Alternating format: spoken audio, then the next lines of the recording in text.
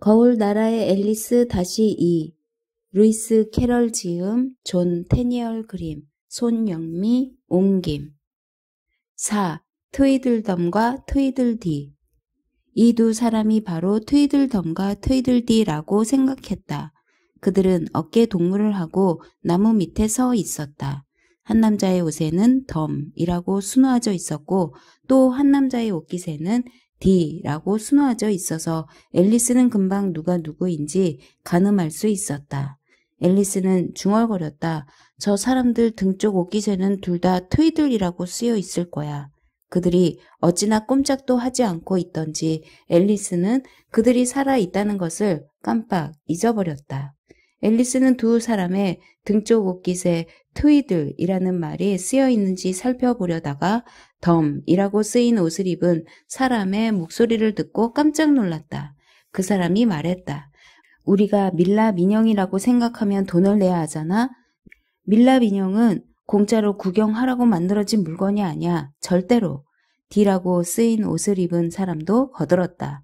그 반대로 우리가 살아있다고 생각하면 말을 걸어야 해. 앨리스는 머릿속에서 오래된 노랫말이 시계의 똑딱 소리처럼 멈추지 않고 맴도는 바람에 죄송합니다 하는 말밖에 할 수 없었다. 그리고 앨리스는 그 노랫말을 큰 소리로 말하지 않을 수가 없었다. 트위들덤과 트위들디는 전쟁을 한판 벌이기로 했다. 트위들덤이 트위들디가 멋진 새 방울을 망가뜨렸다고 했기 때문에. 바로 그때에 타르 통같이 까맣고 무서운 까마귀가 날아 내려오는 바람에 두 영웅은 너무도 놀라서 싸움을 까맣게 잊어버렸다.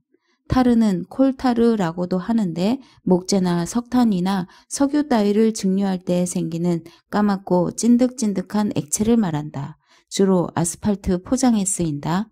트위들덤이 말했다. 내가 지금 무슨 생각을 하고 있는지 아는데 그건 그렇지 않아. 반대로. 트위들디가 말을 이었다. 반대로 그게 그랬으면 그럴 수도 있지. 만약에 그렇지 않았다면 그럴 거야. 하지만 그렇지 않기 때문에 그렇지 않아. 그래야 이치에 맞지? 앨리스는 아주 공손하게 말했다. 난 이 숲에서 빠져나가는 가장 좋은 방법이 뭘까 생각하고 있었어요. 날이 점점 어두워지고 있으니까요. 좀 가르쳐 주시겠어요? 두 땅딸보 남자는 서로 마주보고씩 웃기만 할 뿐이었다. 그들이 꼭 덩치 큰 남학생처럼 보여서 앨리스는 트위들덤을 가리켜 이렇게 말이 나오는 것을 어찌할 수가 없었다. 첫째 학생! 반대로 트위들덤은 기운차게 소리치고 다시 입을 딱 다물었다. 앨리스는 트위들디가 뭐라고 외칠지 뻔히 알았지만 트위들디를 가리키며 말했다. 다음 학생! 그 반대로 트위들디는 역시나 그렇게 했다. 트위들덤이 소리쳤다. 애초에 잘못은 내가 한 거야. 누굴 만나면 맨 먼저 처음 뵙겠습니다 하고 악수를 해야지. 이제 두 형제는 어깨에 동무를 한 채로 앨리스와 악수를 하려고 자유로운 손 한 짝씩을 내밀었다. 앨리스는 둘 중 어느 한 사람하고만 먼저 악수하고 싶지 않았다. 그러면 나머지 사람이 기분 나빠할 것 같았기 때문이다. 그래서 이 어려움에서 빠져나가는 가장 좋은 방법을 생각한 끝에 두 손을 한꺼번에 내밀었다. 곧이어 세 사람은 빙빙 돌며 춤을 추었다.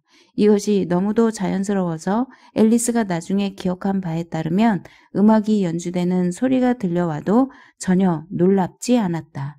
음악은 춤추고 있는 세 사람 머리 위에 나무에서 들려오는 것 같았는데 아무리 생각해봐도 그건 나뭇가지들이 바이올린과 바이올린 활처럼 서로를 스치면서 내는 소리 같았다. 그때는 정말 우스웠어.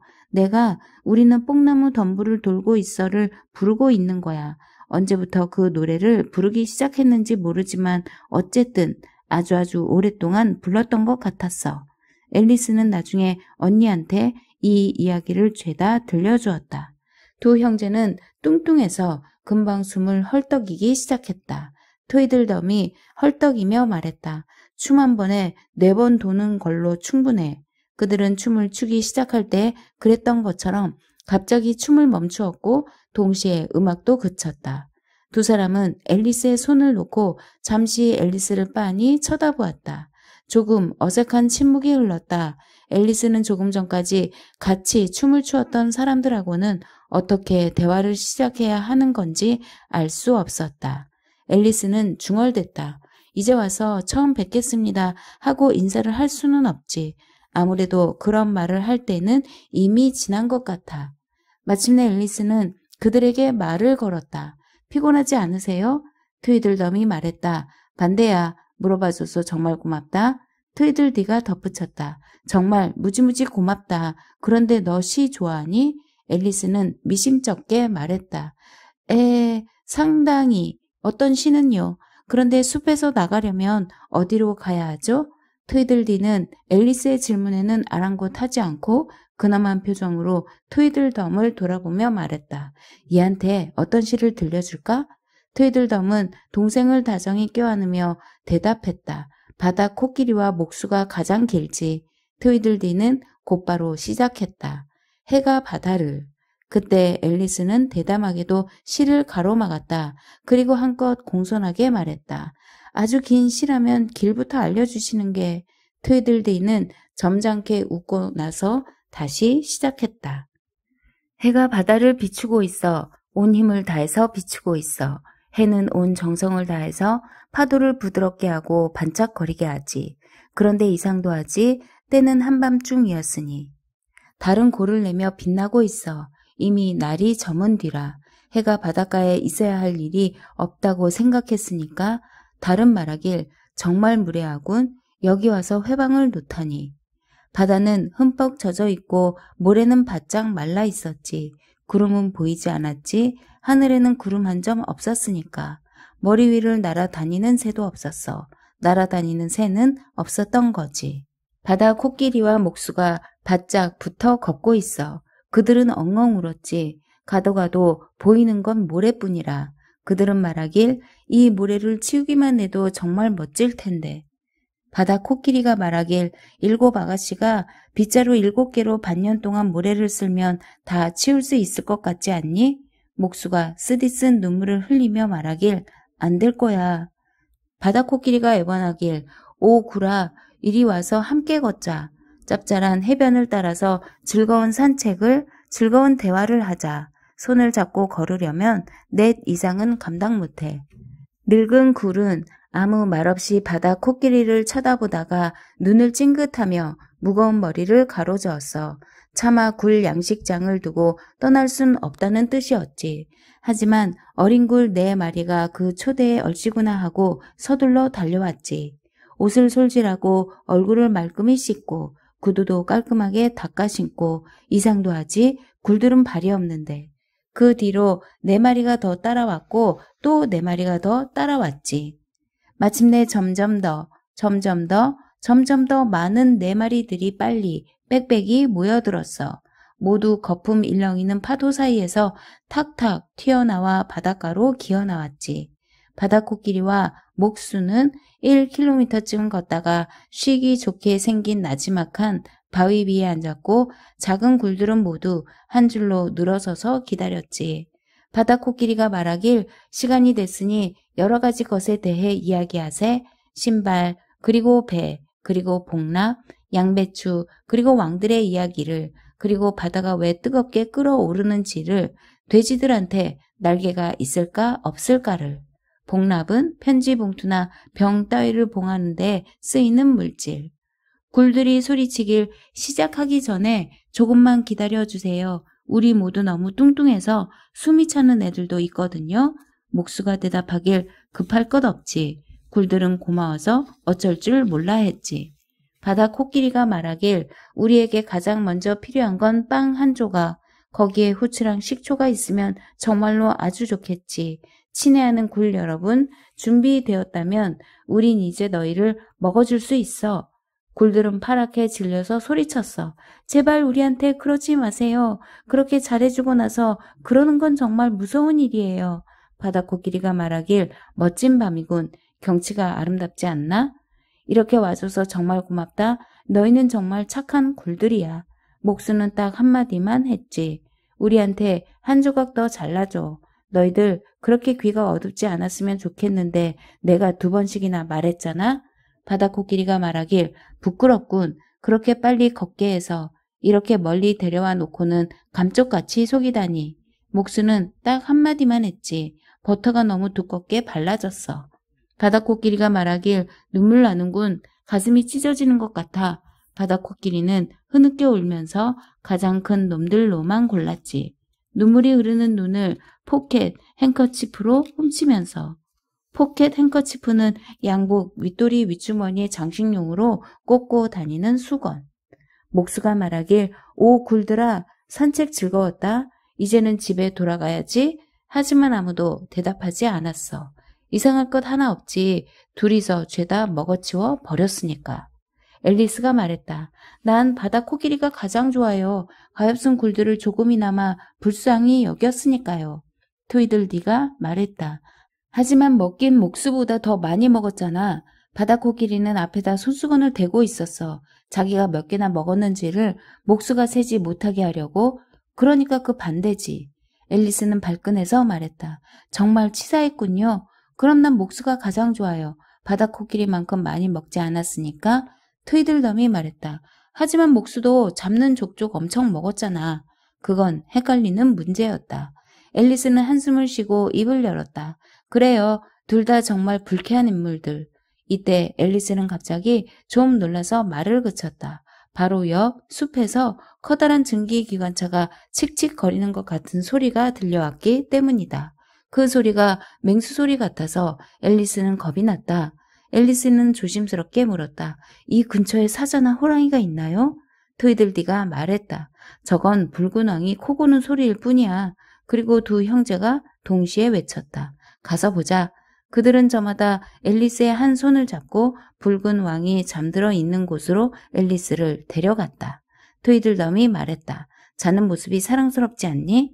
앨리스는 붉은 왕이 어떻다고 정직하게 말할 수가 없었다. 붉은 왕은 술, 먼지털이처럼 실을 여러 가닥 묶어서 옷에 붙이는 장식품, 이 달린 커다란 빨간 나이트캡, 잠잘 때 쓰는 머리칼이 헝클어지지 않도록 쓰는 모자를 쓰고 볼썽사납게 웅크린 채 트위들덤에 말맞다나 머리가 떨어져 나가도록 큰 소리로 코를 골고 있었다. 앨리스는 아주 생각이 깊은 아이라 이렇게 말했다. 젖은 잔디 위에서 자면 감기 걸릴 텐데. 트위들디가 물었다. 붉은 왕은 지금 꿈을 꾸고 있어. 무슨 꿈을 꾸는 것 같니? 앨리스가 대답했다. 그건 아무도 모르죠. 트위들디는 의기양양하게 박수를 치며 소리쳤다. 바로 너에 대한 꿈이야. 붉은 왕이 꿈에서 깨어나면 넌 어디에 있을 것 같니? 앨리스가 말했다. 물론 지금 내가 있는 곳에요. 트위들디는 깔보는 투로 맞받아 말했다. 그렇지 않아. 너는 어디에도 없을 거야. 말하자면 너는 붉은 왕의 꿈에만 나올 뿐이거든. 트위들덤이 덧붙였다. 붉은 왕이 꿈에서 깨어나면 너는 펑 하고 사라질 거야. 마치 촛불처럼. 앨리스는 발칵 성을 내며 소리쳤다. 난 안 그럴 거예요. 그리고 내가 붉은 왕의 꿈에만 나올 뿐이라면 당신들은 뭐죠? 말해보세요. 트위들덤이 말했다. 똑같아. 트위들디도 외쳤다. 똑같아, 똑같아. 트위들디가 너무 크게 소리를 지르는 바람에 앨리스는 도저히 이 말을 하지 않을 수가 없었다. 쉬, 그렇게 시끄럽게 떠들다간 붉은 왕을 깨우겠어요. 트위들덤이 말했다. 응, 내가 붉은 왕을 깨우겠느니 많으니 말해봤자 소용없어. 넌 그저 붉은 왕의 꿈에나 나오는 존재일 뿐이야. 넌 내가 실제 인물이 아니라는 걸 알아야 해. 앨리스는 울음을 터뜨렸다. 난 지금 실제 인물이에요. 트위들디가 자기 의견을 말했다. 운다고 해서 실제 인물이 될 수 있는 것은 아니지. 울어봤자 소용없어. 앨리스는 이 모든 것이 너무 황당해서 울다 말고 웃으면서 말했다. 내가 실제 인물이 아니라면 울 수도 없을 거예요. 트위들덤은 아주 깔보는 투로 말을 막았다. 설마 그게 진짜 눈물이라고 생각하는 건 아니겠지? 앨리스는 생각했다. 농담하는 걸 가지고 우는 건 바보짓이야. 앨리스는 눈물을 훔치고 한껏 명랑하게 말했다. 어쨌든 이제 아주 깜깜해졌으니까 빨리 이 숲에서 나가는 게 좋겠어요. 비가 올까요? 트위들덤은 커다란 우산을 펴서 동생과 함께 쓰고 위를 올려다보았다. 아니, 안 올 거야. 최소한 이 우산 밑으로는 안 오겠지? 절대로. 그럼 우산 밖에는 비가 올까요? 트위들디가 말했다. 오고 싶으면 오겠지. 우린 반대하지 않아. 그 반대로. 앨리스는 생각했다. 이기적인 사람들이군. 앨리스가 막 작별 인사를 하고 가려는데 트위들덤이 우산 밖으로 뛰쳐나와서 앨리스의 손목을 꽉 잡았다. 그리고 흥분으로 목이 메어 말했다. 저거 봤니? 트위들덤의 눈은 순식간에 노랗고 커다래졌다. 트위들덤은 떨리는 손가락으로 나무 밑에 있는 하얗고 조그마한 무언가를 가리켰다. 앨리스는 그 하얗고 조그마한 물건을 주의 깊게 살펴보고 말했다. 저건 방울이잖아요. 그리고 트위들덤이 겁을 먹은 줄 알고 얼른 덧붙였다. 방울뱀이 아니에요. 단지 낡은 방울. 아주 낡고 찌그러진 방울이란 말이에요. 트위들덤은 머리를 쥐뜯고 발을 탕탕 구르며 말했다. 그건 나도 알아. 정말 망가졌구나. 그리고 트위들디를 쳐다보았다. 트위들디는 얼른 땅바닥에 주저앉아서 우산으로 몸을 가렸다. 앨리스는 트위들덤의 팔에 손을 얹으며 달래는 듯한 말투로 말했다. 헌 방울을 갖고 그렇게 화를 낼 건 없잖아요. 트위들덤은 아까보다 더 성이 나서 소리를 질렀다. 헌 방울이 아니란 말이야. 바로 어제 산 멋진 새 방울이야. 트위들덤의 목소리는 완전히 비명에 가깝도록 올라갔다. 그 사이에 트위들디는 우산을 뒤집어 쓴 채 우산을 접으려고 애쓰고 있었다. 앨리스는 이 이상한 광경에 정신이 팔려서 성을 내고 있는 다른 형제 트위들덤을 깜빡 잊고 있었다. 하지만 트위들디는 우산에 쌓여서 우산과 한 덩어리가 되어 머리만 내놓은 채 입과 커다란 눈을 뻐끔거리고 있었다. 앨리스는 생각했다. 영락없이 물고기 같군. 트위들덤은 조금 더 가라앉은 어조로 말했다. 그럼 싸우기로 동의한 거지? 트위들디는 우산에서 기어 나오며 부르퉁하게 말했다. 그래야겠지. 저희가 우리에게 옷을 입혀줘야겠군. 두 형제는 손을 잡고 숲속으로 들어가서 잠시 후에 긴 베개, 담요, 벽난로 앞 깔개, 식탁보, 접시 뚜껑, 석탄통 같은 것들을 한아름 안고 왔다. 트위들덤이 말했다. 내가 핀을 꽂고 끈을 묶을 줄 알면 좋겠는데 어떻게든 이것들을 모두 입어야 하거든. 앨리스는 나중에 그런 난리는 난생 처음 봤다고 말했다. 두 사람은 법석을 떨며 이것저것 입고 끈을 맨다 단추를 끼운다 하며 앨리스를 귀찮게 했다. 앨리스는 혼자 중얼거렸다. 다 입으면 꼭 헌옷 보따리 같겠다. 앨리스는 트위들디가 말한 대로 머리가 칼에 잘려 나가지 않도록 긴 베개를 목에 감아주었다. 트위들디는 아주 진지한 어조로 덧붙였다. 너도 알다시피 머리를 잘리는 거야말로 전쟁에서 일어날 수 있는 일 중에서 가장 심각한 사태야. 앨리스는 큰 소리로 웃다가 트위들디가 기분 나빠할까봐 재채기를 하는 척 했다. 트위들덤이 투구를 고정시키러 와서 물었다. 나 창백해 보이니? 트위들덤은 투구라고 불렀지만 그것은 아무리 봐도 냄비 같았다. 앨리스는 상냥하게 대답했다. 글쎄요. 예. 그래요. 조금요. 트위들덤은 목소리를 낮춰 말을 이었다. 난 보통 때는 아주 용감한데 오늘은 머리가 좀 아파. 트위들디는 그 얘기를 엿듣고서 말했다. 난 이가 아파. 난 너보다 더 심하다고. 앨리스는 두 사람을 화해시킬 좋은 기회라고 생각하고 말했다. 그럼 오늘은 싸우지 않는 게 좋겠네요. 트위들덤이 말했다. 우리는 조금이라도 꼭 싸워야 해. 하지만 싸움이 오래 계속돼도 상관은 없어. 지금 몇 시지? 트위들디가 시계를 보고 대답했다. 4시 반이야. 트위들덤이 말했다. 그럼 6시까지 싸우고 저녁을 먹자. 트위들디는 조금 슬프게 말했다. 좋아. 그럼 저애더러 우릴 봐달라고 하자. 그리고 앨리스에게 덧붙여 말했다. 그런데 너무 가까이 다가오면 안 된다. 난 진짜로 흥분하면 눈에 띄는 건 뭐든지 치거든. 트위들덤도 소리쳤다. 난 보이든 말든 손에 닿는 건 뭐든지 쳐. 앨리스는 웃으며 말했다. 그럼 당신들은 나무들을 아주 자주 치겠네요? 트위들덤은 흡족하게 웃으며 주위를 둘러보았다. 우리가 싸우고 나면 이 근방 상당히 멀리까지는 나무 한 그루 안 남을 거야. 앨리스는 두 사람이 그렇게 사소한 일로 싸우는 걸 조금이라도 부끄럽게 여기길 바라며 말했다. 그까짓 방울 하나 때문에 트위들덤이 말했다. 새 것만 아니었어도 이렇게 화가 나진 않았을 거야. 앨리스는 생각했다. 무서운 까마귀나 나타나면 좋겠네. 트위들덤이 동생에게 말했다. 칼이 하나뿐이니까 넌 우산으로 싸워. 우산도 칼만큼 날카로우니까 우린 빨리 싸움을 시작해야 해. 날이 어두워질 대로 어두워 가고 있어. 트위들디가 대답했다. 점점 더 어두워지고 있어. 사방이 너무 갑자기 어두워지자 앨리스는 뇌우가 몰려올 게 틀림없다고 생각했다. 정말 짙고 새까만 구름이네. 어쩜 저렇게 빨리 다가오지? 아니, 날개가 달렸잖아. 트위들덤이 깜짝 놀라 빽 소리를 질렀다. 까마귀다. 두 형제는 지체 없이 도망쳐 사라져버렸다. 앨리스는 숲속으로 조금 달려가다가 큰 나무 밑에서 발을 멈췄다. 그리고 생각했다. 여기까지 날 쫓아오진 못할 거야. 몸집이 너무 커서 나무 사이로 비집고 들어올 수 없을 테니까. 그나저나 날개가 좀 저렇게 퍼덕이지 않았으면 좋겠다. 숲속으로 온통 허리케인이 몰아닥치잖아. 누구 숄이 날아가네? 오, 양털과 물. 앨리스는 그 숄을 붙잡아 들고 숄 주인을 찾아서 사방을 두리번거렸다. 곧이어 하얀 여왕이 마치 날기라도 하는 것처럼 두 팔을 쫙 벌리고 숲에서 정신없이 뛰어왔다. 앨리스는 숄을 들고 아주 공손하게 하얀 여왕을 맞으러 갔다. 앨리스가 말했다. 제가 마침 여기에 있어서 다행이네요. 앨리스는 하얀 여왕을 도와서 숄을 하얀 여왕의 어깨에 다시 둘러주었다. 하얀 여왕은 힘없고 겁에 질린 듯한 표정으로 앨리스를 바라볼 뿐이었다. 그리고 속삭이는 소리로 줄곧 무슨 말인가를 중얼거렸는데 버터 바른 빵, 버터 바른 빵 하고 중얼거리는 것처럼 들렸다.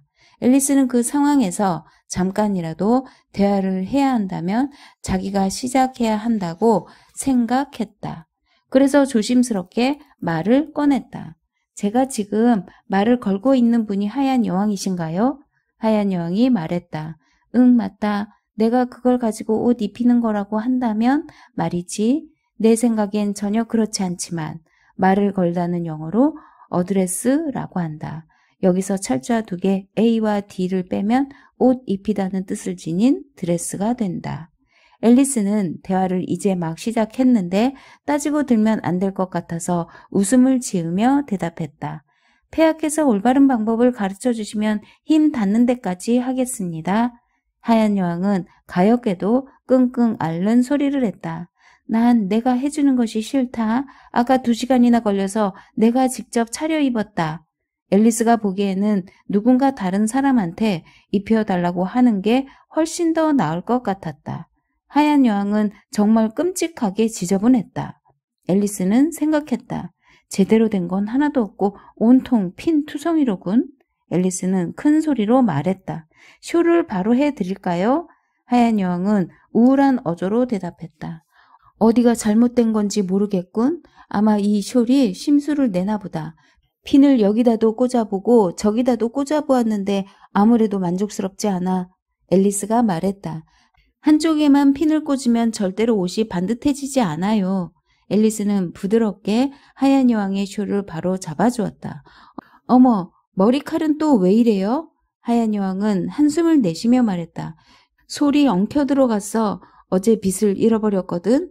앨리스는 조심스럽게 솔을 빼내고 공들여서 머리칼을 다듬어 주었다. 앨리스는 핀도 거의 모두 다시 꽂아주고 나서 말했다.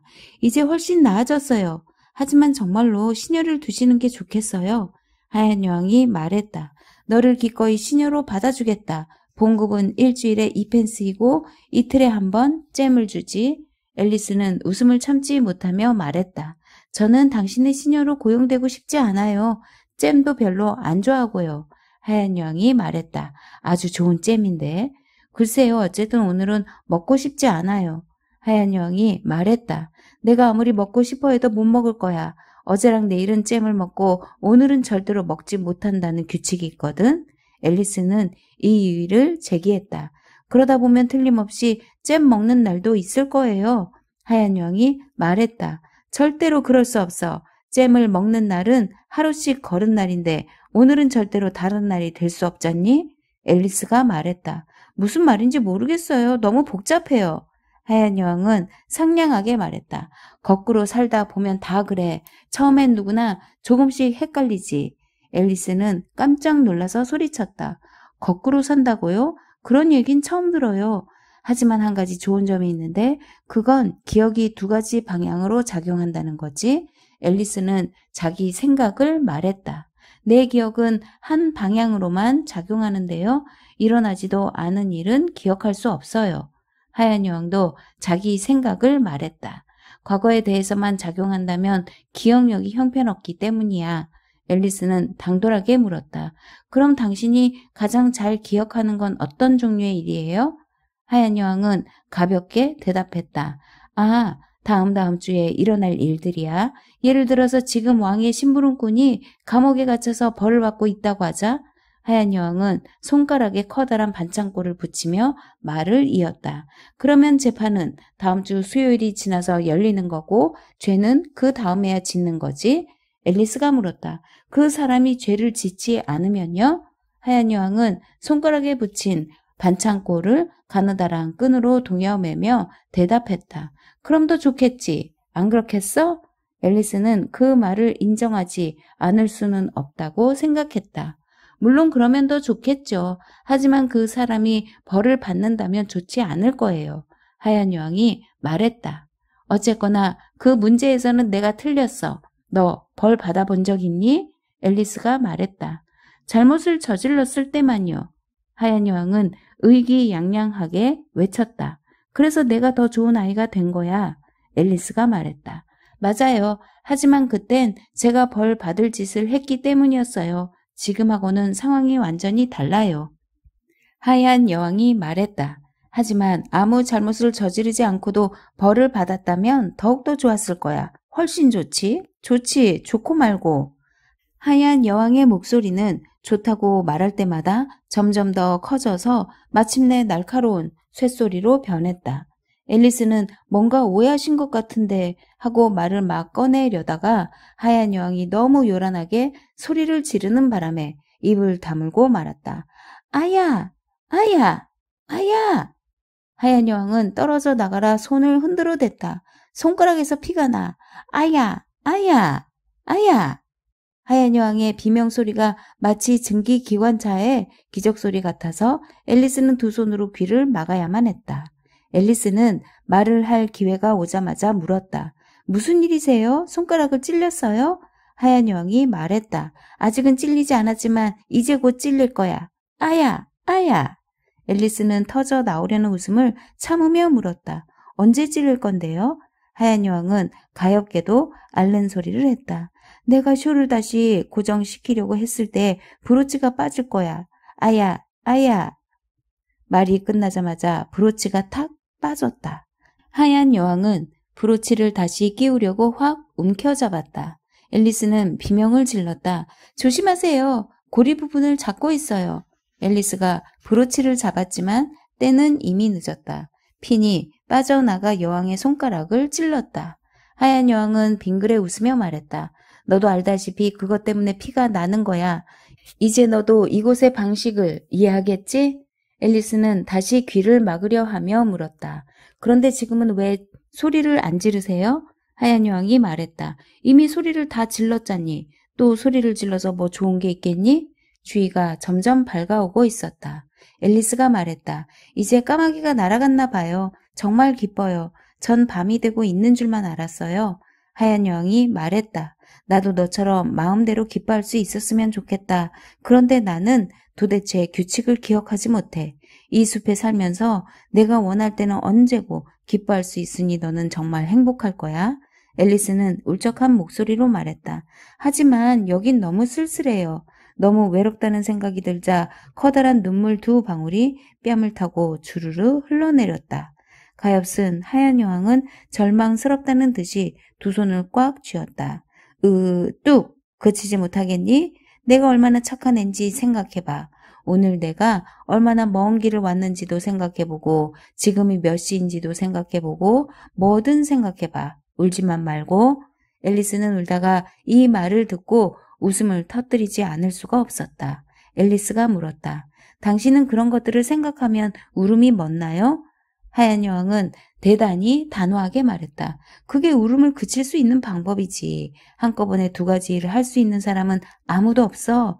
먼저 내 나이를 생각해보자. 지금 몇 살이지? 정확히 7살 반이에요. 하얀 여왕이 말했다. 정확히라고 말할 필요는 없다. 그런 말은 안 해도 믿어줄 테니까. 이번에는 내가 너한테 믿을 만한 것을 알려주마. 내 나이는 딱 101살 5개월하고 하루다.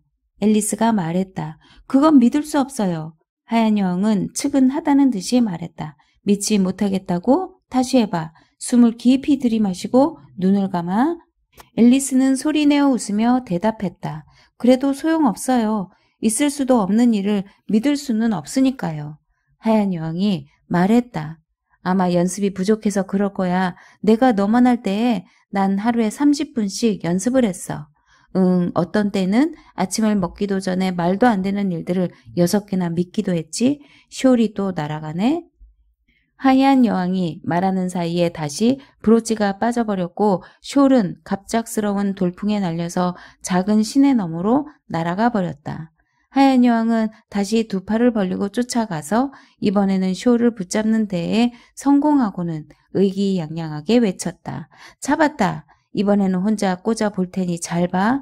앨리스는 하얀 여왕을 따라 작은 시내를 건너면서 아주 공손하게 말했다. 손가락은 이제 괜찮으세요? 하얀 여왕은 큰 소리로 말했다. 아, 매우 좋아졌어. 하얀 여왕은 점점 목소리를 높여서 빽빽거렸다. 매우 좋아졌어. 매우, 매우, 매. 마지막 소리는 양의 긴 울음소리처럼 들렸다. 그 소리가 어찌나 양 울음소리와 비슷하던지 앨리스는 깜짝 놀랐다.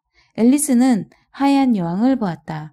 하얀 여왕은 갑자기 온몸이 양털로 뒤덮여 있는 것 같았다. 앨리스는 눈을 비비고 다시 보았다. 어떻게 된 일인지 전혀 알 수가 없었다. 앨리스는 지금 가게 안에 있는 걸까?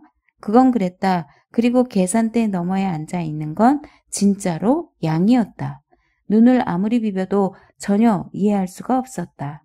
앨리스는 작고 음침한 가게에서 계산대에 팔꿈치를 꿰고 있었고 앨리스의 맞은편에는 늙은 양 한 마리가 안락의자에 앉아서 뜨개질을 하다가 손을 놓고 가끔 커다란 안경 너머로 앨리스를 쳐다보곤 했다.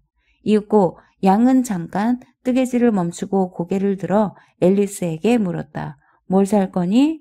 앨리스는 아주 상냥하게 대답했다. 아직 잘 모르겠어요. 그래도 된다면 먼저 사방을 좀 둘러보고 싶은데요. 양이 말했다. 앞과 양 옆은 볼 수 있겠지만 뒤통수에 눈이 없으면 사방을 다 볼 순 없겠지.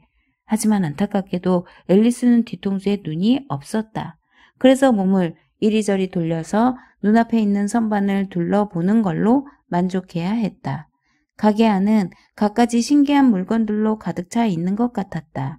하지만 그 모든 것 가운데서 가장 이상한 것은 앨리스가 정확히 무엇이 있나 알아보려고 자세히 들여다보는 선반마다 텅 비곤 하는 것이었다. 그러나 그 주위의 다른 선반에는 여전히 물건들이 넘치도록 진열되어 있었다. 앨리스는 인형 같기도 하고 반지꼬리 같기도 한데 자세히 보려고 하면 금방 바로 윗 선반으로 올라가 버리는 반짝반짝 빛나는 커다란 물건을 열심히 쫓아다니다가 풀이 죽어서 말했다. 여기서는 물건들이 정말 쉴 새 없이 움직이고 있어. 몹시 얄미운 물건이야. 하지만 두고 봐. 갑작스럽게 어떤 생각이 떠올라서 앨리스는 이렇게 덧붙였다. 맨 꼭대기 선반까지 따라갈 테니까 천장을 뚫고 나가면 황당할 거야. 하지만 이 계획도 실패했다. 그 물건은 그런 일을 늘 해왔다는 듯이 아무 소리 없이 천장을 뚫고 사라져 버렸다. 양이 다른 바늘 한 쌍을 집어들며 물었다. 넌 어린애냐, 네모팽이냐? 그렇게 돌아대니 어지러워 죽겠다. 양은 이제 한꺼번에 바늘 14쌍을 쥐고 뜨개질을 하고 있었고 앨리스는 그걸 보고 깜짝 놀라지 않을 수가 없었다. 앨리스는 어리둥절해서 혼잣말을 했다.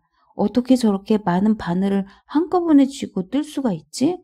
고슴도치같이 계속해서 바늘이 늘어나는군. 양은 바늘 한 쌍을 앨리스에게 쥐어주며 물었다. 너 절 줄 아니?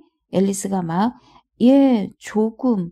하지만 땅에서나 뜨개 바늘로는 하고 말하려는데 갑자기 손에 들고 있던 바늘이 노로 변했고 둘은 작은 배를 타고서 강둑 사이로 흐르는 강을 따라 내려가고 있었다. 앨리스는 있는 힘을 다해 노를 저어야 했다. 양이 바늘 한 쌍을 더 집어들며 소리쳤다. 노 끝을 수평으로 해. 대답할 필요가 없는 말인 것 같아서 앨리스는 아무 말 없이 노만 저었다. 물속에서도 뭔가 아주 희한한 일이 벌어지고 있는 것 같았다. 가끔씩 노가 물속으로 쑥 빠져서 잘 빠져 나오지 않는 것 같은 느낌이 들었다. 양은 바늘을 몇 개 더 집어들며 다시 소리쳤다. 노 끝을 수평으로 해. 수평으로 하라니까. 넌 이제 곧 개를 잡게 될 거다. 영어에서 개를 잡는다는 말은 보트 경기에서 노를 헛저어 배를 뒤집는 것을 뜻하는 말로도 쓰인다. 앨리스는 생각했다. 귀여운 개라고 정말 잡았으면 좋겠네. 양은 바늘을 한 묶음 통째로 집어들며 성난 어조로 소리쳤다. 너 내가 노 끝을 수평으로 하라는 소리 못 들었니? 앨리스가 말했다. 물론 들었어요. 아주 여러 번 몹시 크게 말했잖아요. 그런데 개는 지금 도대체 어디에 있죠? 양은 두 손으로 잔뜩 움켜쥐고 있던 바늘 몇 개를 머리에 꽂으며 말했다. 물론 물속에 있지. 자, 노 끝을 수평으로 하렴. 마침내 앨리스는 어처구니 없어 하며 물었다. 왜 그렇게 자꾸 깃털이라고 하세요? 난 새가 아니란 말이에요. 영어에서 노 끝을 수평으로 하다와 깃털은 똑같이 feather라는 말을 쓴다. 여기서 양과 앨리스는 똑같은 말을 저마다 다른 뜻으로 말하고 있다. 양이 말했다. 너는 작은 거위잖아. 앨리스는 이 말을 듣고 조금 화가 나서 한동안은 더 이상 대꾸를 하지 않았다. 배는 잡초밭 사이를 지나가기도 하고 이곳은 다른 곳보다 더 나쁘게 노가 물에 잘 빠졌다. 나무 아래를 지나가기도 하면서 부드럽게 미끄러져 갔다. 하지만 언제나 같은 높이의 강둑이 그들의 머리 위에서 얼굴을 찌푸리고 있었다. 앨리스가 갑자기 기뻐서 어쩔 줄을 몰라 하며 소리쳤다. 어머 잠깐만요. 향기나는 골풀이 있어요. 어쩜 이렇게도 예쁠까? 골풀은 물가에서 자라는 풀로 방석이나 바구니를 만드는 재료로 쓰인다. 양은 뜨개질 감에서 눈도 들지 않고 말했다. 나한테 잠깐만이라고 할 것 없다. 내가 골프를 심은 것도 아니고 뽑아낼 것도 아니니까. 앨리스는 간청했다. 아니 내 말은 저 잠깐만 멈춰서 몇 줄기 뽑는 게 어떨까요? 괜찮으시다면 잠깐만요. 양이 말했다. 내가 어떻게 멈춰? 내가 노를 젓지 않으면 배는 저절로 설 게 아니냐. 앨리스가 노를 놓자 배는 저절로 골풀들이 부드럽게 나부끼고 있는 강변까지 미끄러져 갔다. 앨리스는 조심스럽게 웃 소매를 걷어 올리고 작은 발을 팔꿈치까지 깊이 담그고는 골풀의 밑부분을 땄다. 앨리스는 잠깐 동안 양이며 뜨개질은 까맣게 잊었다. 그리고 엉킨 머리카락이 물에 닿을 정도로 배 바깥으로 몸을 구부리고는 눈을 반짝이며 아름답고 향기로운 골풀을 따느라 정신이 없었다. 앨리스는 혼자서 중얼거렸다. 배가 뒤집히지 말아야 할 텐데 정말 예쁜 골풀이야. 그런데 손이 잘 안 닿네.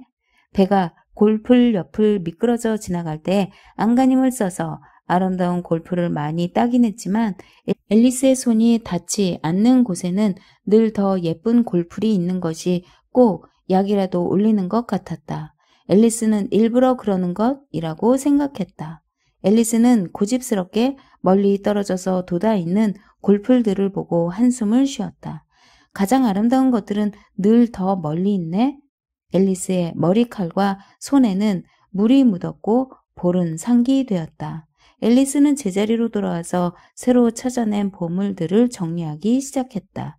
골풀들이 앨리스의 손에 꺾이는 순간에 시들고 그 향기와 아름다움이 사라졌다고 해서 어떻다는 것인가.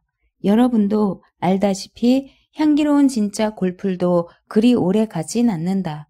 이 골풀들은 꿈속에서처럼 앨리스의 발치에서 눈처럼 녹아내렸다. 그러나 앨리스는 생각해 볼 별난 일들이 너무 많아서 이것을 눈치채지 못했다. 얼마 안 가서 한쪽 노의 끝이 물에 꽉 박혀서 도무지 다시 나오려고 하지 않았다. 앨리스가 나중에 설명한 바에 따르면 그 때문에 노 손잡이가 턱에 걸려서 가엾은 앨리스는 아! 하고 소리를 몇 번 지르다가 자리에서 미끄러져서 골풀 더미 위로 넘어지고 말았다. 하지만 앨리스는 다친 데 하나 없이 얼른 일어났다. 양은 아무 일도 없었다는 듯이 줄곧 뜨개질만 하고 있었다. 그나마 물에 빠지지 않은 걸 다행이라고 생각하며 자리로 돌아가는 앨리스에게 양이 말을 걸었다. 정말 멋진 개를 잡았구나. 이 말에 앨리스는 조심스럽게 배의 한쪽 너머로 검은 물속을 열심히 들여다보며 대답했다. 그래요? 저는 못 봤어요. 개를 놓치지 않았더라면 좋았을걸. 집에 가지고 갈 수 있다면 얼마나 좋을까. 양은 조롱하듯이 웃고는 뜨개질을 계속했다. 앨리스가 물었다. 여기엔 개가 많나요? 양이 말했다. 개 말고도 여러 가지가 있지. 마음만 먹는다면 고를 것은 많다. 자, 뭘 사고 싶니? 사요? 앨리스의 목소리는 놀라고 겁에 질린 어조로 울렸다. 앨리스는 갑자기 노와 배와 강이 감쪽같이 사라지고 자기가 다시 작고 음침한 가게에 앉아 있다는 것을 깨달았던 것이다. 앨리스는 겁을 내는 투로 말했다. 달걀 하나를 사고 싶은데요. 얼마죠? 양이 대답했다. 하나엔 5펜스, 두 개엔 2펜스다. 앨리스는 지갑을 꺼내다가 놀라서 물었다. 한 알보다 두 알이 더 싸요? 양이 말했다. 두 알을 사면 두 알 다 먹어야 해? 앨리스는 계산대에 돈을 올려놓으며 말했다. 그럼 한 알만 주세요. 그리고 혼자서 중얼거렸다. 맛이 없을지도 모르잖아. 양은 돈을 상자에 집어넣고 말했다. 난 절대로 손님에게 물건을 건네주지 않아. 결코 그렇게는 못하니까. 직접 가져가라. 양은 이렇게 말하면서 가게 저편으로 가더니 선반 위에 달걀을 똑바로 세웠다. 앨리스는 생각했다. 왜 못한다는 걸까? 앨리스는 손으로 더듬거리며 탁자와 의자 사이를 걸어갔다. 가게는 안으로 들어갈수록 점점 더 어두워졌다. 가까이 갈수록 달걀이 점점 더 멀어지는 것 같아. 어디 보자. 이게 의자인가? 어머, 가지가 달렸네? 가게 안에서 나무가 자라다니 정말 이상도 하군. 시냇물도 있잖아. 이렇게 희한한 가게는 처음 봐. 앨리스는 점점 더 의아해하면서 한 걸음 한 걸음 나아갔다. 앨리스가 다가가는 순간에 가게 안의 물건들은 죄다 나무로 변했다. 앨리스는 자기가 다가가는 순간에 달걀도 나무로 변할 거라고 생각했다. 6. 험프티 덤프티. 그러나 달걀은 점점 더 커져서 사람만해졌다. 몇 미터 앞까지 다가가서 보니 눈, 코, 입이 보였고 아주 가까이에 가서 보니 그것은 바로 험프티 덤프티, 영국 전래 동요에 나오는 달걀처럼 생긴 사람이었다. 앨리스는 중얼거렸다. 험프티 덤프티가 틀림없어. 얼굴에 이름이 대문짝만하게 쓰여 있다 해도 이보다 확실하진 않을 거야. 험프티 덤프티의 얼굴은 이름을 100번이나 쓸 수도 있을 만큼 넓었다. 험프티 덤프티는 터키 사람처럼 책상 다리를 하고 높은 담 위에 앉아 있었다. 담에 폭이 무척 좁은데도 중심을 잡고 앉아 있는 게 신통했다. 험프티 덤프티는 다른 쪽을 보고 있어서 앨리스가 다가오는 걸 눈치채지 못하고 있었다. 앨리스는 그게 봉제 인형일지도 모른다고 생각했다. 앨리스는 험프티 덤프티가 금방이라도 떨어질 것 같아 보여서 붙잡아 주려고 두 손을 내밀며 큰 소리로 말했다. 정말 꼭 달걀 같군? 험프티 덤프티는 한참 동안 가만히 있다가 앨리스에게 눈길도 안 돌리고 말했다. 달걀이라고 부르다니 정말 기분 나쁘군? 정말. 앨리스는 상냥하게 설명했다. 난 달걀 같다고 말했을 뿐이에요. 그리고 이 말이 칭찬으로 들리도록 이렇게 덧붙였다. 아주 예쁜 달걀들도 많잖아요. 험프티 덤프티는 여전히 앨리스를 외면하고 말했다. 어떤 사람들은 아기만큼도 지각이 없다니까? 그 말에 뭐라고 대꾸해야 할지 난감했다. 앨리스는 험프티 덤프티가 자기에게 말한 것은 아니니까 이건 대화가 아니라고 생각했다. 특히 마지막 말은 나무에게 한 말이 틀림없었다. 앨리스는 그 자리에 서서 부드러운 음성으로 시를 읊었다. 험프티 덤프티 나무에 앉아 있다가 험프티 덤프티 툭 하고 떨어졌네. 왕의 말과 왕의 신하가 모두 나와도 험프티 덤프티를 제자리에 돌려놓지 못하지. 앨리스는 험프티 덤프티가 듣고 있다는 걸 까맣게 잊고 큰 소리로 덧붙였다. 마지막 행은 너무 길어서 시라고 할 수가 없겠어. 험프티 덤프티는 그제야 비로소 앨리스를 쳐다보며 말했다. 그렇게 혼자서 중얼거리지 말고 이름과 용건을 말해봐. 내 이름은 앨리스이지만. 험프티 덤프티는 조급하게 앨리스의 말을 가로막았다. 정말 형편없는 이름이군. 도대체 무슨 뜻이지? 앨리스는 이상하다는 듯이 물었다. 이름에 꼭 무슨 뜻이 있어야 하나요? 험프티 덤프티는 짧게 웃으며 대답했다. 당연하지. 내 이름은 바로 내 몸매를 뜻해. 내 몸매야 멋지고 근사하지. 그런데 너 같은 이름은 몸매가 어떻건 별 상관없겠다? 앨리스는 다투기 싫어서 말머리를 돌렸다. 왜 혼자 나무에 앉아 계세요? 험프티 덤프티는 큰 소리로 말했다. 그거야 같이 앉아있을 사람이 없으니까 그렇지. 내가 그 대답을 모를 것 같았니? 다른 걸 물어봐. 앨리스는 다른 수수께끼를 내고 싶어서가 아니라 이 별난 사람을 걱정하는 순수한 마음에서 계속해서 질문을 했다. 땅으로 내려오는 게 훨씬 안전하지 않을까요? 그 담은 너무 좁잖아요. 험프티 덤프티는 화난 소리로 말했다. 엄청나게 쉬운 수수께끼만 내는군. 물론 나는 그렇게 생각하지 않아.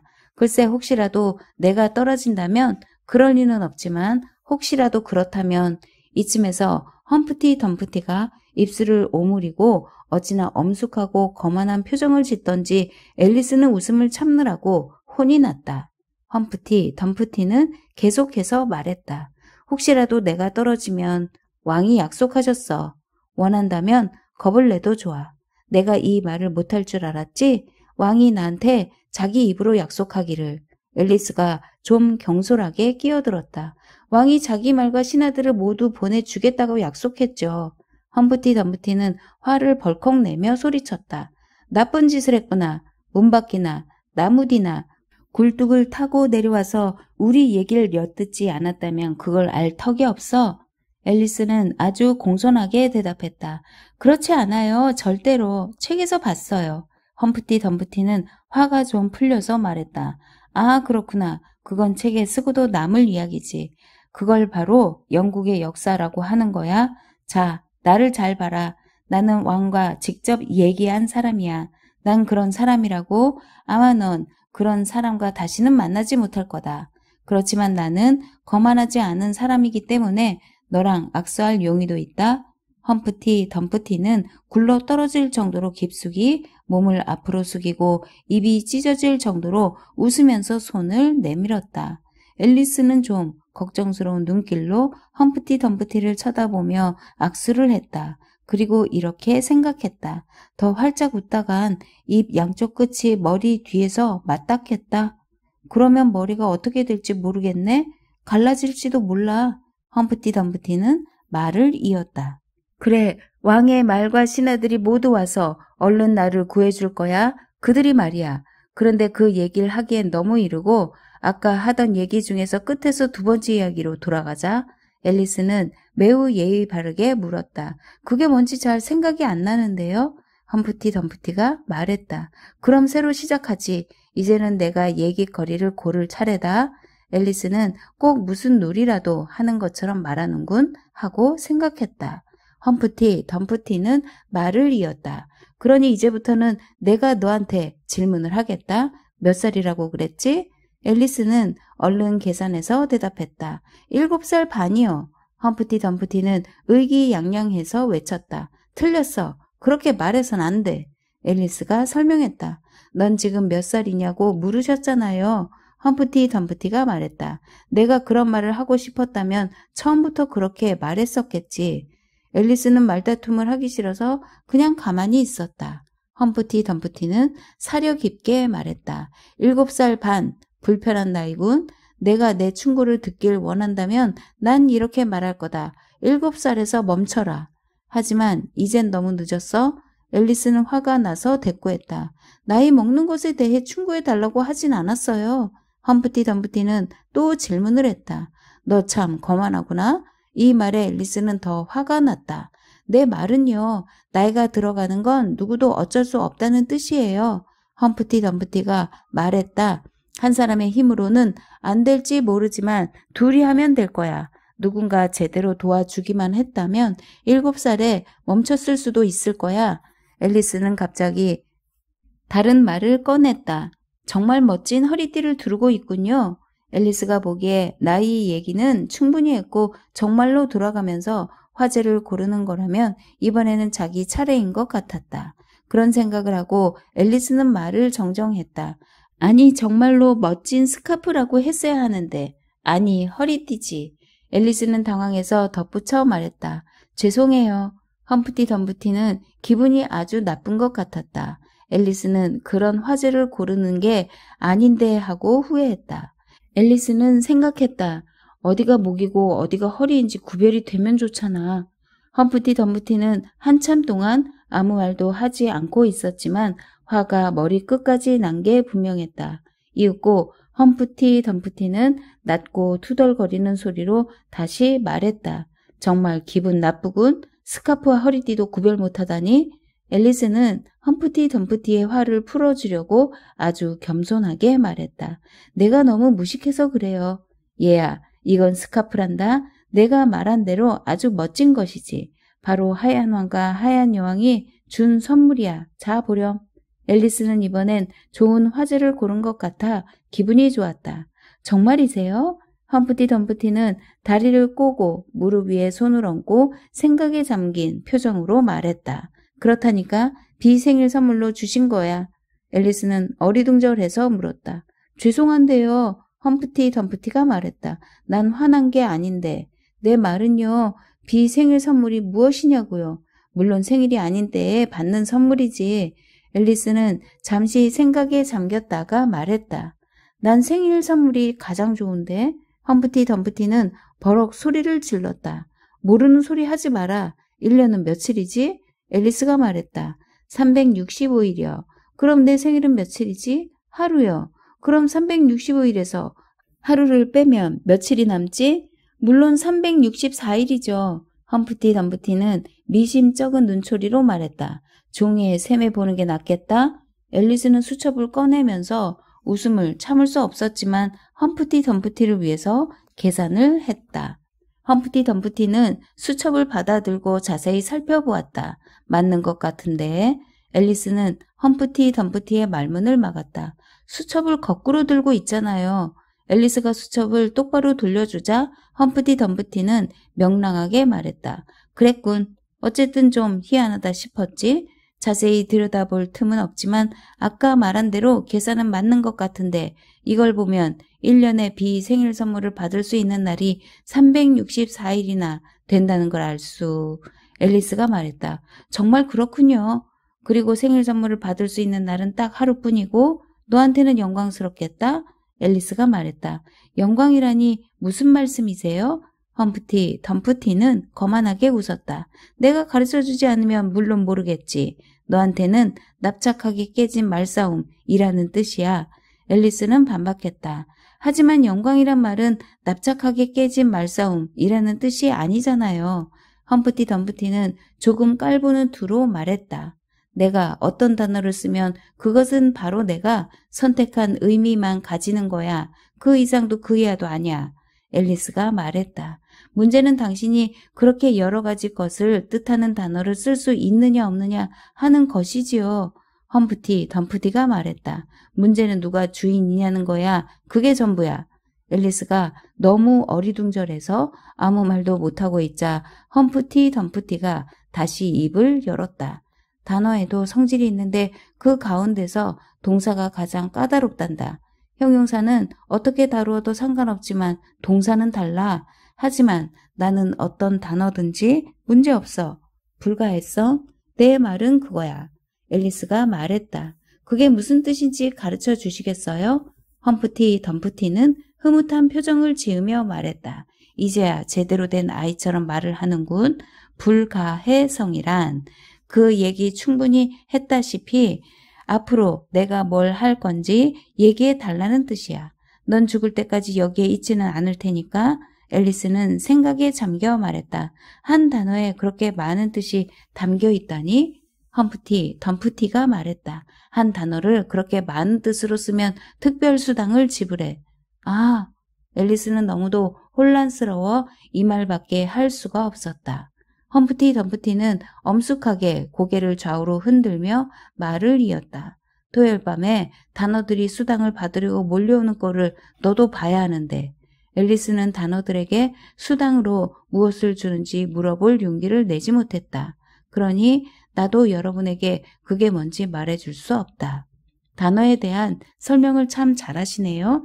그러면 혹시 제버워키라는 시가 무슨 뜻인지 알려주실 수 있으세요? 험프티, 덤프티가 말했다. 한번 외워봐. 나는 이미 쓰여진 시는 물론이고 아직 쓰이지 않은 시도 다 설명할 수 있으니까. 앨리스는 용기를 얻어서 첫 연을 외웠다. 저녁 무렵 유연활달 토우부가 언덕배기를 선회하며 뚫고 있었다. 보로고부들은 모두 우울해했고 침울한 라스는 끼익거리고 있었다. 험프티 덤프티가 말을 막았다. 우선 거기까지만 해보자. 거기까지만 해도 어려운 단어가 많으니까. 저녁 무렵은 오후 4시 곧 저녁 식사를 위해 음식을 끓이는 시간을 가리키지. 앨리스가 말했다. 그렇군요. 그럼 유연활달은요? 유연활달이란 유연하고 활달하다는 뜻이야. 유연하다는 활달하다와 같은 말로 합성어 같은 것이지. 두 단어를 합쳐서 하나로 만든 단어 말이야. 앨리스는 곰곰이 생각하다가 말했다. 이제 알겠어요. 그럼 토우부는요? 아, 토우부는 오소리 같은 거야. 도마뱀 같기도 하고 코르크 마개법이 같게도 생겼지. 정말 희한하게 생긴 동물이겠네요. 험프티, 덤프티가 말했다. 그렇지. 또 녀석들은 해시계 밑에 둥지를 틀지. 또 치즈를 먹고 산단다. 그럼 선회하며 뚫고는요? 선회하다는 회전의자처럼 빙빙 돈다는 뜻이고 뚫다는 나사 송곳처럼 구멍을 낸다는 뜻이지. 그럼 언덕배기는 해시계 주변에 잔디밭이겠네요. 앨리스는 자기가 영리한 것에 감탄하며 말했다. 바로 그거야. 앞뒤로 넓게 퍼져 있어서 언덕배기라는 이름이 붙은 거지. 앨리스가 덧붙여 말했다. 양 옆으로도 퍼져 있고요. 그래.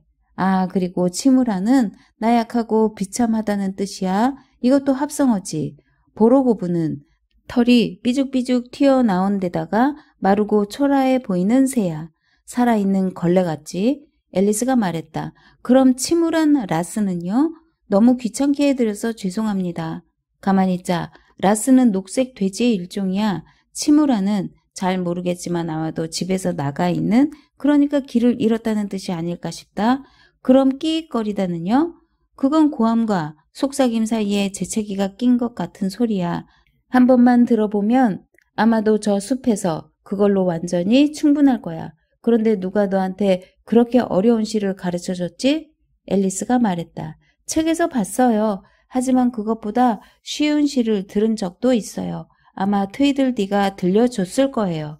험프티 덤프티는 커다란 손 하나를 뻗으며 말했다. 시라면 그것 말이지. 나도 누구 못지않게 외울 수 있어. 앨리스는 험프티 덤프티가 시를 외우기 시작할까봐 얼른 덧붙였다. 아, 그럴 필요는 없어요. 험프티 덤프티는 들은 척도 하지 않고 말을 이었다. 내가 지금 외울 시는 순전히 너를 즐겁게 해주기 위한 거야.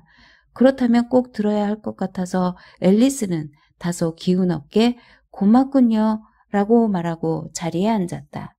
겨울이 되어 들판이 하얘지면 나는 그대를 위해 이 노래를 부르리라.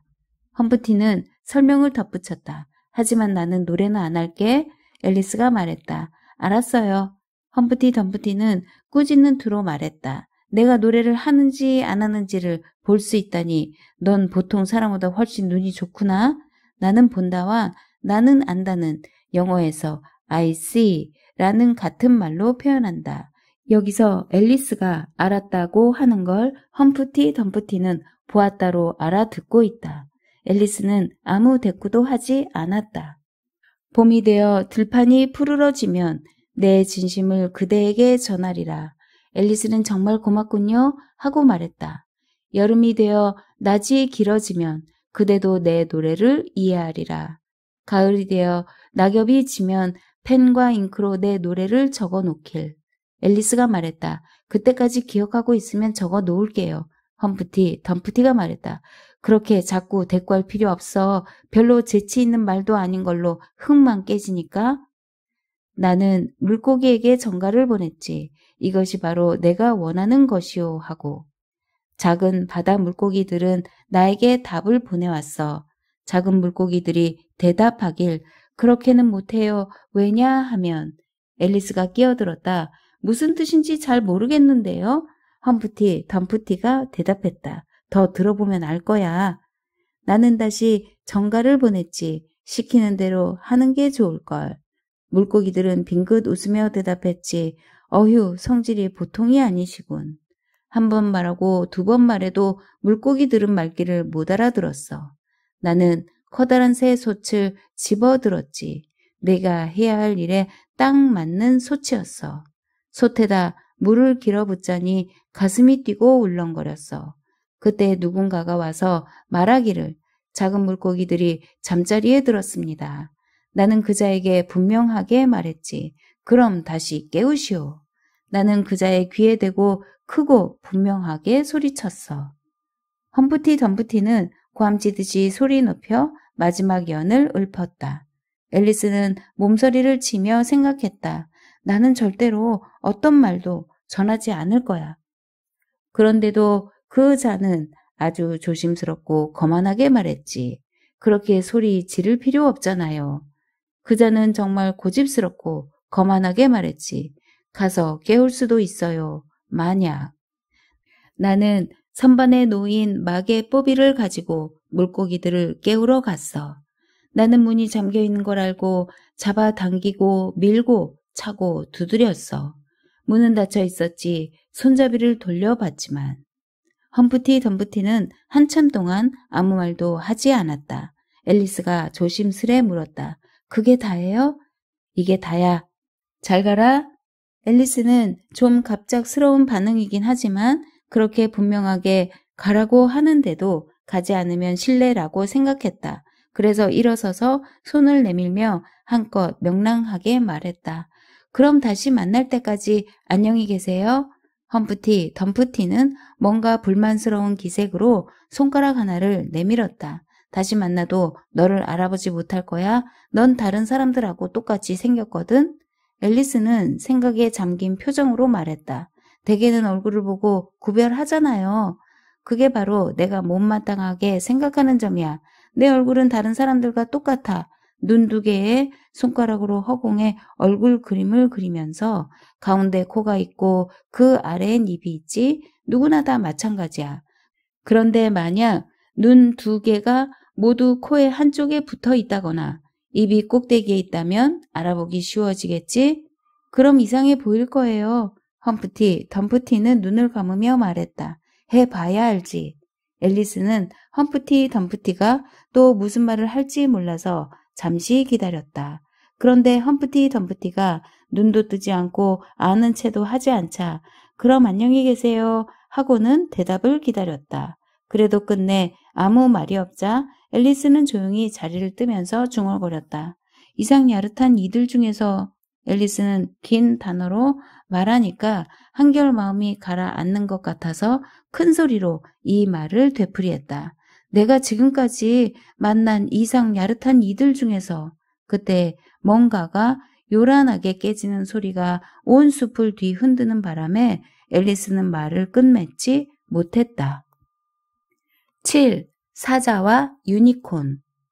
곧이어 병사들이 처음에는 두세 명씩, 나중에는 수십 명씩 떼지어 달려나와서 숲을 가득 메웠다. 앨리스는 병사들에게 밟힐까봐 두려워서 나무 뒤에 숨어 병사들이 행군하는 모습을 지켜보았다. 그렇게 엉터리로 행군하는 병사들은 생전 처음이었다. 병사들은 걸핏하면 뭔가에 걸려 넘어졌고 하나가 넘어지면 그보다 더 많은 병사들이 그 위로 쓰러지는 바람에 숲은 순식간에 넘어진 병사들로 가득 찼다. 이어서 말들이 나타났다. 말은 다리가 넷이어서 병사들보다는 조금 나았지만 이따금 쓰러지기는 마찬가지였고 말이 쓰러지면 타고 있던 병사도 어김없이 떨어졌다. 숲속은 점점 더 혼잡해졌고 앨리스는 숲에서 넓은 공터로 나와서 무척 기뻤다. 공터에는 하얀 왕이 땅바닥에 앉아서 수첩에 뭔가를 부지런히 적어놓고 있었다. 왕은 앨리스를 보자 기뻐서 소리쳤다. 병사들은 모두 내가 보낸 거다. 숲을 지나오면서 병사들을 봤지? 네, 수천 명이나 봤어요. 왕은 수첩을 보며 말했다. 정확히 4,207명이야. 다 보내지 못했어. 경기에 쓸 말 2마리와 시내로 보낼 전령, 명령을 전달하는 사람 둘은 뺐지. 잘 보고 있다가 그들이 나타나면 알려다오. 앨리스가 말했다. 길에는 아무도 안 보여요. 왕은 불쾌하다는 듯이 말했다. 나도 그렇게 눈이 밝으면 좋겠다. 아무도를 볼 수 있다니. 아무도 안 보인다를 영어로 표현하면 I see nobody이다. 이것을 문법을 무시하고 단어만 보면 나는 아무도를 본다가 된다. 작가의 말장난. 더구나 그렇게 멀리서 이런 밝기로는 난 실제로 존재하는 것들만 보이는데 앨리스는 손으로 햇빛을 가리고 길을 살펴보느라 왕의 말은 하나도 듣지 못했다. 앨리스는 잠시 후에 소리쳤다. 누가 봐요. 아주 느리게 다가오고 있어요. 게다가 정말 이상한 몸짓으로 걷네. 전령은 두 팔을 부채처럼 벌리고 장어같이 꿈틀거리며 껑충껑충 뛰어왔다. 왕이 말했다. 전혀 이상하지 않아. 저건 앵글로 섹슨족 전령인데 저렇게 걷는 건 앵글로 섹슨식 습관이란다. 기분이 좋을 때면 저렇게 걷지. 이름은 헤이어야. 왕은 헤이어를 메이어처럼 발음했다. 헤이어는 이상한 나라 앨리스에 나오는 3월 토끼이다. 앨리스는 자기도 모르게 짓거리기 시작했다. 히읗으로 시작되는 이름이니까 나는 저 이를 좋아해. 저 이는 행복하니까 히읗으로 시작되는 이름이니까 나는 저 이를 싫어해. 저 이는 해로우니까 나는 저희에게 햄 샌드위치와 마른 풀을 주었지. 저희의 이름은 헤이어. 집은 왕은 자신이 천말 읽기 놀이에 끼어들게 된 줄도 모르고 앨리스가 히읗으로 시작되는 마을을 찾아 내려고 애쓰는 사이에 불쑥 말했다. 해변가에 있지. 그리고 다른 전령은 모자 정수란다. 나한테는 오고 가는 전령이 둘 필요한데 하나는 오는 사람이고 하나는 가는 사람이지. 앨리스가 말했다. 뭐라고요? 왕이 말했다. 점잖지 못한 말투로군. 앨리스가 말했다. 제대로 알아듣지 못해서 다시 여쭤본 것 뿐이에요. 그런데 왜 하나는 가고 하나는 와야 되죠? 왕은 답답하다는 표정으로 대답했다.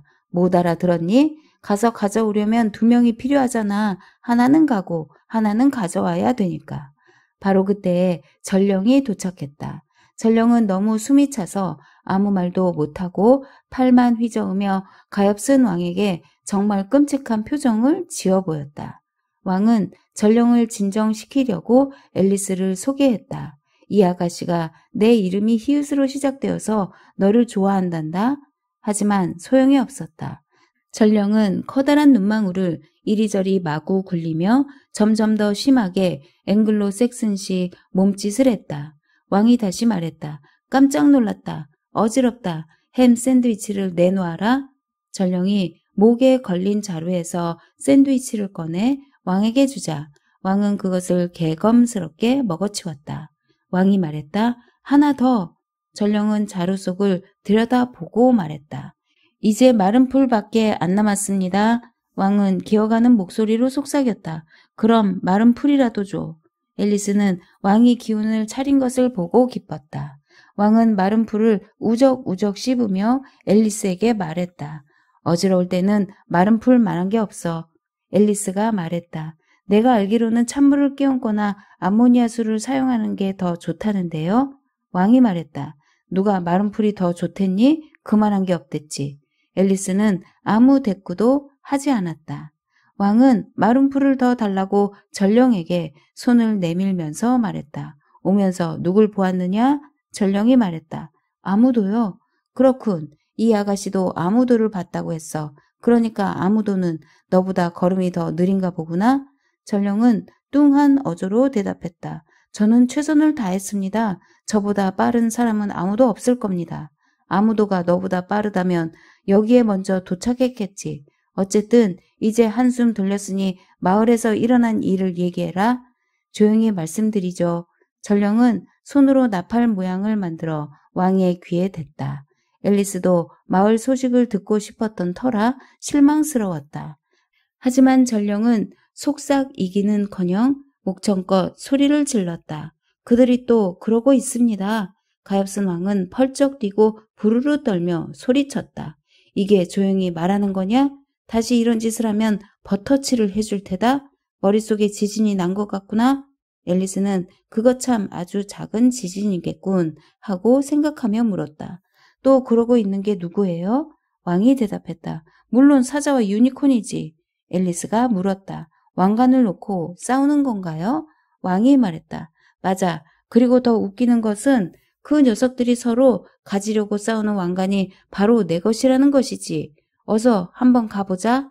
앨리스는 둘을 따라서 뛰며 옛 노래를 불렀다. 사자와 유니콘이 왕관을 놓고 싸우지. 사자는 온 시내를 돌아다니며 유니콘을 때렸어. 어떤 사람은 흰 빵을 주고 어떤 사람은 검은 빵을 주고 어떤 사람은 건포도 케이크를 주고 북을 쳐서 쫓아냈지. 앨리스는 뛰느라 가빠진 숨을 몰아쉬며 물었다. 둘 중에서 하나가 왕관을 차지하나요? 왕이 대답했다. 뭐라고? 어림도 없지. 별소리 다 듣겠구나. 잠시 후에 앨리스는 숨을 헐떡이며 다시 물었다. 잠깐 멈췄다 가면 안 될까요? 왕이 대답했다. 난 마음씨는 좋은데 힘이 없어. 너도 알다시피 잠깐은 금방 지나가 버리는 거니까 차라리 벤더스네치를 멈추게 하는 게 더 나아. 벤더스네치는 이 동화를 쓴 루이스 캐럴이 만들어낸 상상의 동물. 앨리스는 너무 숨이 차서 아무 말도 못하고 잠자코 둘을 따라갔다. 잔뜩 모여있는 무리가 눈에 들어왔다. 그 한가운데에서 사자와 유니콘이 싸우고 있었다.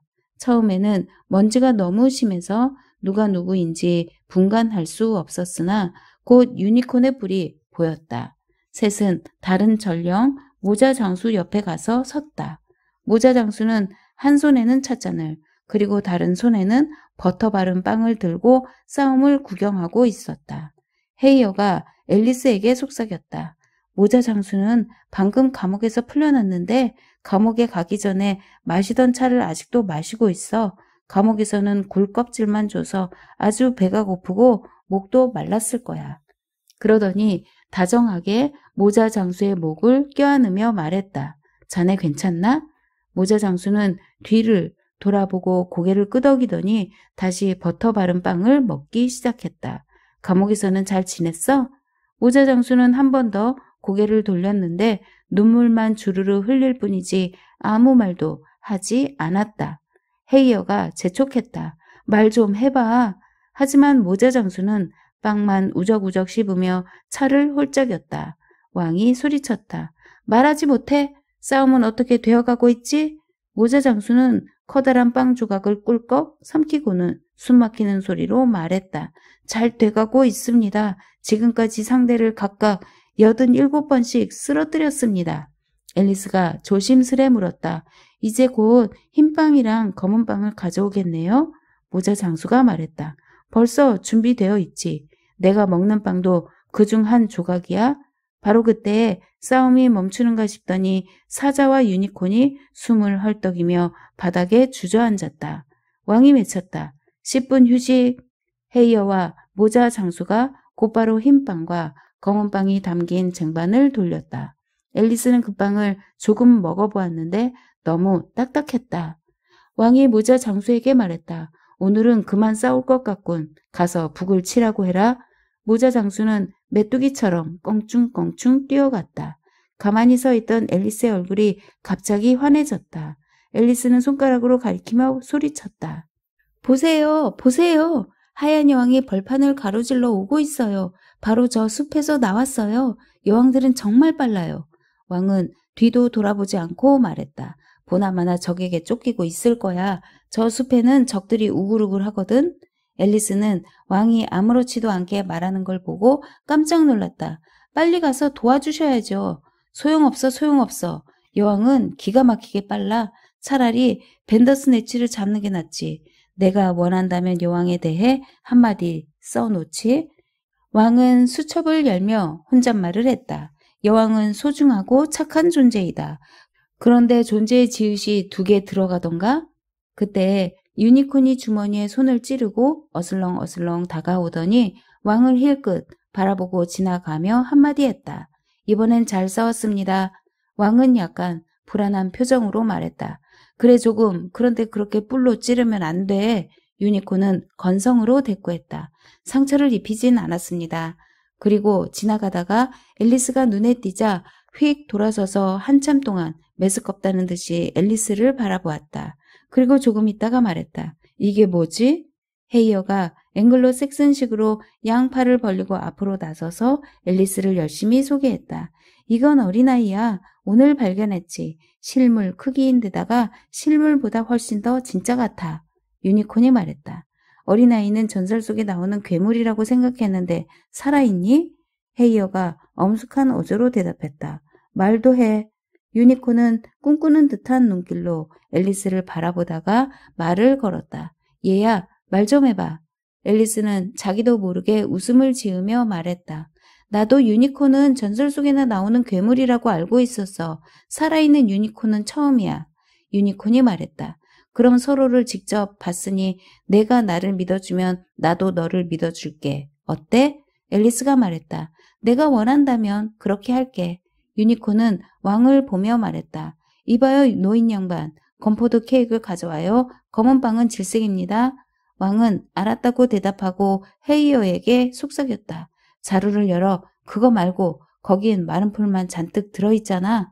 헤이어는 자루에서 큰 케이크를 꺼내서 앨리스에게 들고 있으라고 하고는 접시와 칼을 꺼냈다. 자루 속에 어찌나 많은 물건이 들어있던지 앨리스는 이것이 꼭 마술 같다고 생각했다. 그러는 동안 사자도 끼어들었는데 지치고 졸린 모습에다가 벌써 눈은 반쯤 감겨 있었다. 사자는 앨리스를 보고 눈을 끔벅거렸다. 그리고 커다란 종을 칠 때와 같이 깊은 여운이 남는 목소리로 물었다. 이게 뭐야? 유니콘이 신이 나서 외쳤다. 이게 뭐게? 넌 짐작도 못할 거야? 나도 몰랐거든. 사자는 지친 얼굴로 앨리스를 건너다 보고 한마디 할 때마다 하품을 하며 물었다. 동물이니 식물이니 광물이니? 앨리스가 입을 열기도 전에 유니콘이 외쳤다. 괴물이야.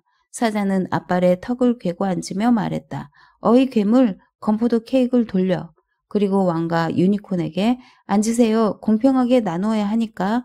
왕은 커다란 동물들 사이에 앉게 되어 불안해하는 눈치였으나 다른 자리가 없었다. 유니콘이 왕관을 엉큼하게 올려다보며 말했다. 왕관을 위해서라면 얼마든지 싸울 수 있어. 왕은 가엾게도 왕관이 흔들리도록 덜덜 떨었다. 이번에는 사자가 말했다. 틀림없이 내가 이길 거야. 유니콘이 말했다. 누구 맘대로. 사자는 자리에서 일어나다시피 하며 화를 냈다. 이 병아리 같은 녀석아. 난 온 시내를 돌아다니면서 너를 때렸어. 왕은 다시 싸움이 나지 않도록 2사람 사이에 끼어들었다. 왕은 잔뜩 겁을 집어먹어서 목소리가 덜덜 떨렸다. 온 시내를 돌아다니면서? 그럼 정말 먼 거리인데 저 낡은 다리 쪽으로 갔니? 아니면 시장으로 해서 갔니? 다리 쪽이 전망은 좋지. 사자는 다시 자리에 앉으며 투덜거렸다. 제가 그걸 어떻게 합니까? 먼지 때문에 뭐가 보여야지. 괴물, 케이크를 자른다고 한 게 언제야? 앨리스는 작은 시냇가에 앉아서 무릎에 큰 접시를 올려놓고 열심히 케이크를 자르다가 사자에게 말했다. 이제는 괴물이라고 불려도 아무렇지 않았다. 정말 짜증나. 벌써 여러 조각을 잘랐는데 금방 다시 붙어버렸어. 유니콘이 말했다. 거울 속의 케이크는 그렇게 자르는 게 아니야. 먼저 나눠주고 나중에 잘라야지. 엉뚱한 소리 같았지만 앨리스는 아무 말 없이 자리에서 일어나 접시를 돌렸다. 그러자 케이크 셋으로 저절로 갈라졌다. 앨리스가 빈 접시를 들고 제자리로 돌아오자 사자가 말했다. 이제 잘라봐. 앨리스가 칼을 들고 어쩔 줄 몰라 하자 유니콘이 소리를 질렀다. 말도 안 돼. 이 괴물이 사자한테는 2배나 큰 것을 줬잖아? 사자가 말했다. 자기 것은 하나도 없잖아. 괴물, 넌 건포도 케이크를 안 좋아하니? 앨리스가 대답하기도 전에 북소리가 들려왔다. 어디서 들려오는지는 알 수 없었지만 북소리는 공중을 가득 메우고 앨리스의 머릿속까지 울려 퍼져서 귀가 먹힐 지경이었다. 앨리스는 겁이 나서 벌떡 일어나 작은 시내를 뛰어넘었다. 사자와 유니콘은 케이크를 먹다가 방해를 받은 것에 화가 나서 자리에서 일어서고 있었다. 앨리스는 끔찍한 소음을 막아보려고 바닥에 꿇어앉아 2손으로 귀를 틀어 막았으나 소용이 없었다. 앨리스는 생각했다. 이렇게 큰 소리로 북을 쳐서 쫓아내지 못한다면 다른 걸로는 아무 소용도 없을 거야.